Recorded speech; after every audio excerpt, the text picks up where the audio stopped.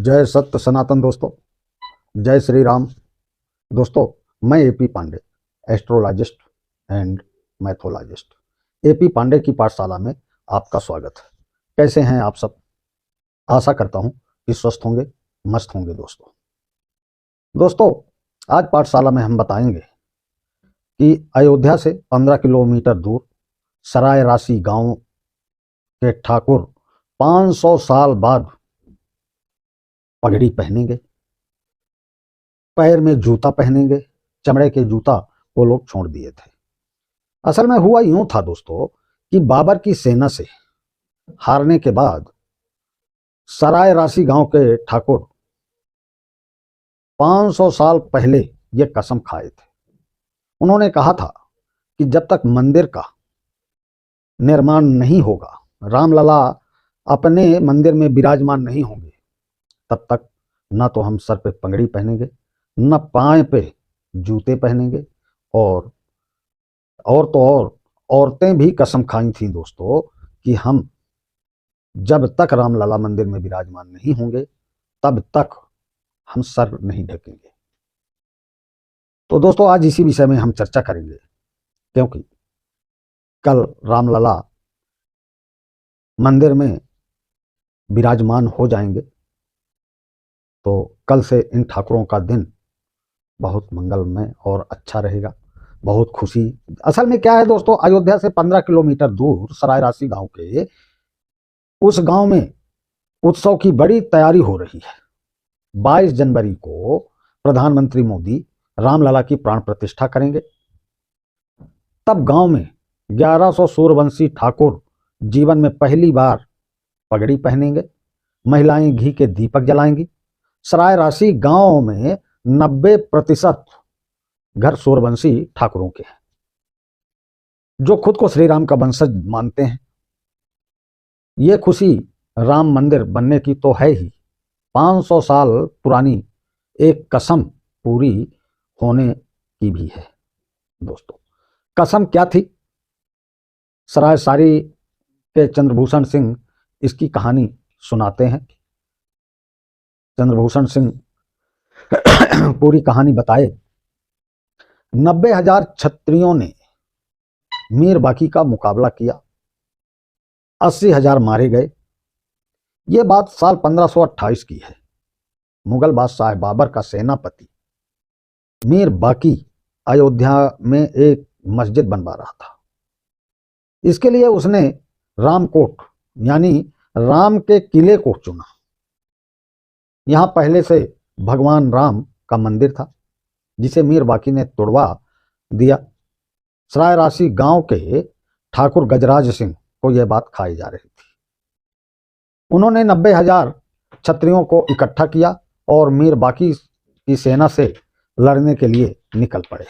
मीर बाकी से सेनाओं में 10 दिन तक युद्ध चला। 80,000 सूर्यवंशी मारे गए।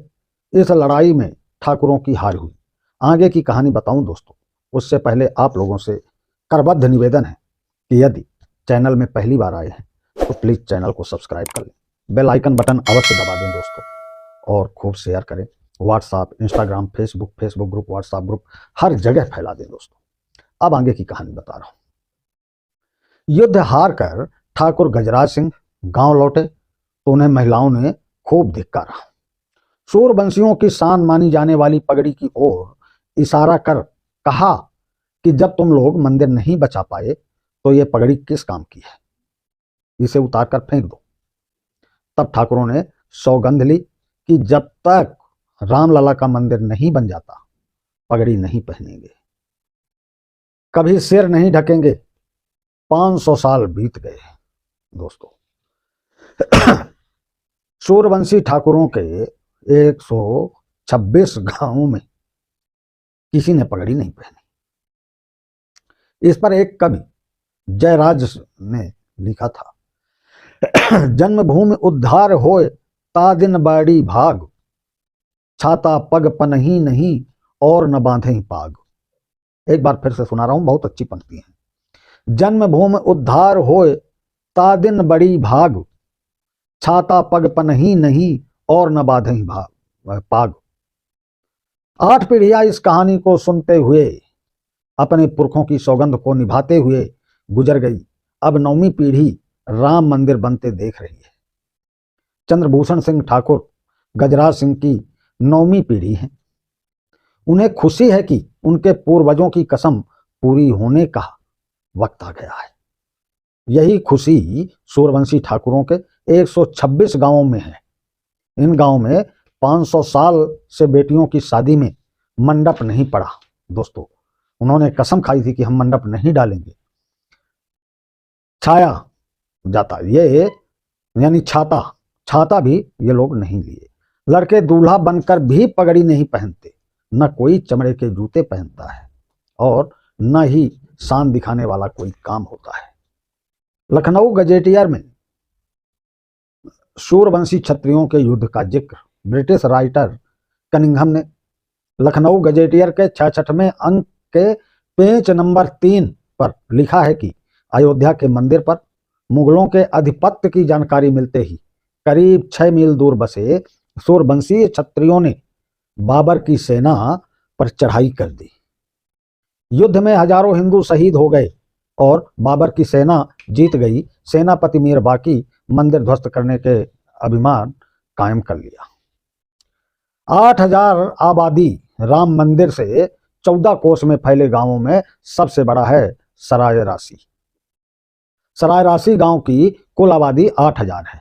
ये राम मंदिर से 14 कोस गांव में सबसे बड़ा गांव है। दोस्तों, हमने यहाँ की माया सिंह से बात की। वे अयोध्या पर रिसर्च कर रही हैं। माया कहती हैं सूर्यवंशियों को सबसे ज्यादा प्यारा उनका बाहुबल था। अपनी शान दिखाने के लिए वे सिर पर पगड़ी पहनते थे।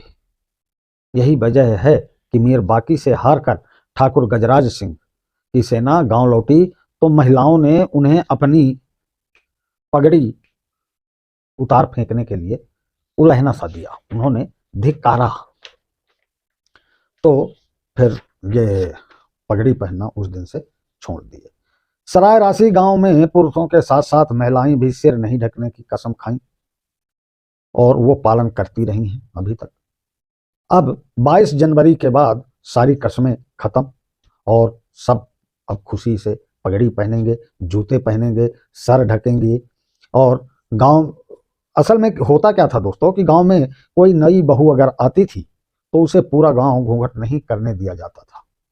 इसके पीछे महिलाओं की मान्यता है कि जब तक रामलला का छत्र नहीं सज जाता वह भी पूरा सिर नहीं ढकेंगी। गांव की सपना सिंह ये परंपरा निभाने का किस्सा सुनाती हैं। वह बताती हैं कि 20 साल पहले मैं यहाँ बहू बनकर आई थी। मैंने देखा कि यहाँ शादी का मंडप नहीं है, घर में शादी जैसा ही जश्न भी नहीं था।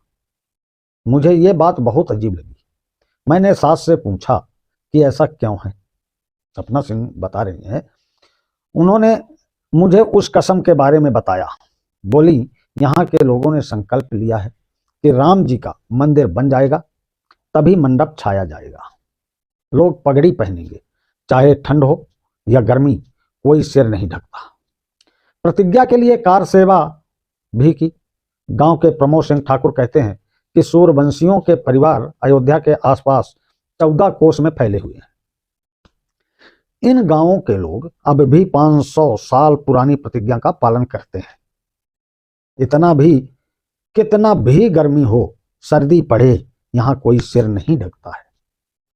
सराय राशि के हर घर में कार सेवकों की कोई ना कोई कहानी है।